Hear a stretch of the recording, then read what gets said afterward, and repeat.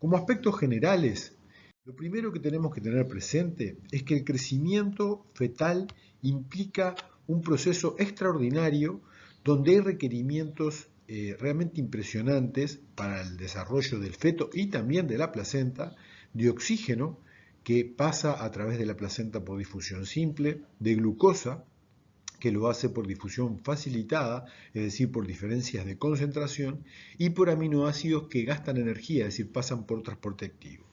Sincrónicamente hay un crecimiento de la masa fetal con procesos de hiperplasia, hipertrofia, es decir, aumento del volumen celular y aumento de la matriz extracelular, síntesis proteica y un proceso increíblemente complejo de diferenciación celular que va a llevar en la base a los diferentes tejidos de desarrollo que van a generar los diferentes órganos. Y todo esto está regulado complejamente por procesos vinculados con lo neuroendocrino, donde juega un rol muy importante la insulina y los factores de crecimiento, y la regulación genética y epigenética de la cual vamos a hablar extensamente en esta presentación. La velocidad del crecimiento es diferente en los diferentes trimestres del embarazo. Aquí vemos las semanas de gestación, 15, 20, hasta 40, que es la fecha probable de parto. Y acá vemos la velocidad de crecimiento, es decir, una muestra de lo que sería la hiperplasia de los diferentes tejidos.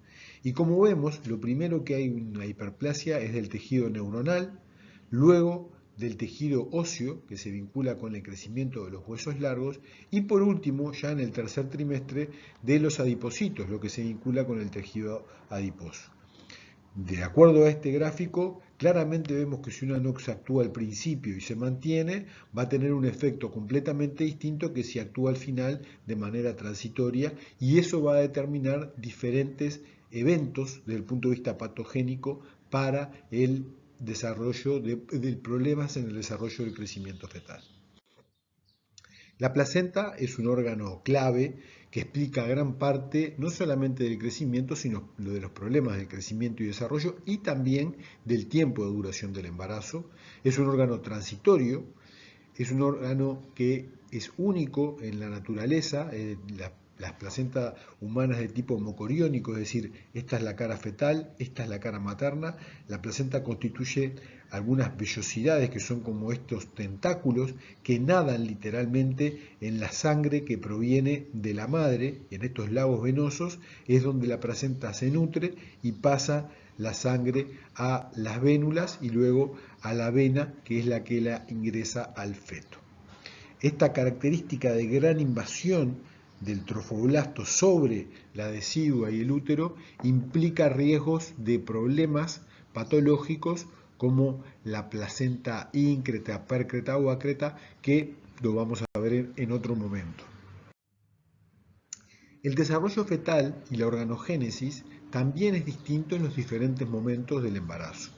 Y vemos que la formación del embrión prácticamente se da completa hasta las 23 semanas, y luego de las 23 semanas hasta las 37, en cada etapa se van definiendo la maduración final de diferentes órganos y sistemas. Esto es muy importante, ya que el nacimiento en alguno de estos momentos va a implicar que algunos sistemas sí estén maduros y otros no estén maduros, y por lo tanto es tan trascendente conocer cuál es la secuencia de la organogénesis. Para tener una visión global en el crecimiento y el desarrollo fetal influyen factores maternos, muchos de ellos, factores de la placenta y del cordón, lo que se habla que son los anexos, y factores fetales, como afecciones cromosómicas y epigenéticas que pueden provocar alteraciones en el crecimiento y desarrollo. Este mapa conceptual es el que vamos a desarrollar enseguida cuando tratemos de explicar la etiopatogenia integral de estos grandes síndromes. Los dos síndromes, la restricción de crecimiento y el parto prematuro, tienen un denominador común que, como dijimos, que es el bajo peso al nacer. Y como síntesis de esta caracterización clínica, me importaba mostrarles cómo se comporta el bajo peso al nacer a nivel mundial. Así, los países subdesarrollados tienen una tasa de bajo peso al nacer muchísimo más alta, 16,4%, que los países desarrollados. Y esto, que es un indicador ya de por sí muy claro, es distinto para cada subtipo de bajo peso al nacer. Los bajos pesos al nacer prematuros son 5,4 y 4,2 respectivamente en los países subdesarrollados y desarrollados. Es una diferencia, pero tampoco es una diferencia tan importante. Pero fíjense que es en el embarazo de término donde se ve la mayor diferencia, con un 2% en los países subdesarrollados y un 11% en los países 11% en los países subdesarrollados y un 2% en los desarrollados. Y este 11% en los países subdesarrollados es mucho mayor la restricción de crecimiento simétrico, que se acuerdan que es cuando la NOx actúa al principio y se mantiene con respecto a los asimétricos. Este cuadro es muy significativo de la importancia que tienen los problemas sociales, económicos y la intersección de vulneraciones de derechos que estas gestantes viven en cada comunidad y que va a ser la base de la visión etiopatogénica integral que hoy por hoy tenemos de esta afección y que enseguida vamos a exponer.